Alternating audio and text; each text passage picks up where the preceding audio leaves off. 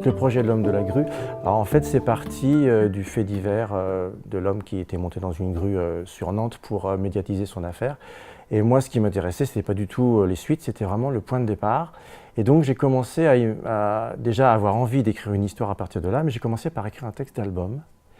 Mais ce n'était pas satisfaisant, c'était compliqué d'écrire une histoire comme ça pour des plus jeunes. Et en fait c'est grâce au projet des Incorruptibles que je me suis dit, tiens, ça fait le déclic en fait.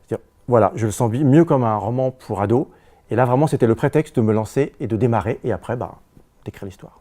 Au départ, quand j'ai commencé l'histoire, je ne savais pas où j'allais. Je ne savais pas ce qui allait se passer. Je ne savais pas comment ça allait se terminer. J'avais juste le point de départ de cet homme qui pénètre dans un chantier la nuit. Le lecteur ne sait pas pourquoi. Et qui monte dans cette grue. Le lecteur ne sait toujours pas pourquoi. Et je me suis dit, je savais bien que ça ne suffirait pas. Le point de vue de l'homme ne suffirait pas.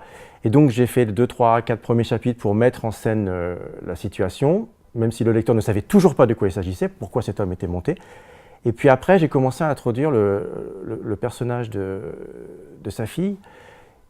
Et alors, j'ai réfléchi comment est-ce que je pouvais... J'avais pas envie... Alors, l'homme, l'histoire était traitée de manière extérieure. J'étais un narrateur extérieur. Je ne donnais pas le nom du personnage, je ne donnais pas ses pensées.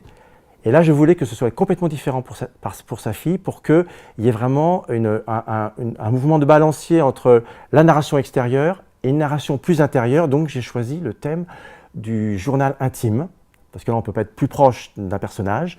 Et j'aime bien me mettre dans la peau des filles dans les histoires. C'est pas la première fois que j'utilise une fille comme personnage principal. Et je me disais que le journal, finalement, c'était un moyen de rapprocher le personnage des lecteurs. Et pour contrebalancer ce personnage très froid de l'homme dans la grue, qui est vraiment au début juste une ombre.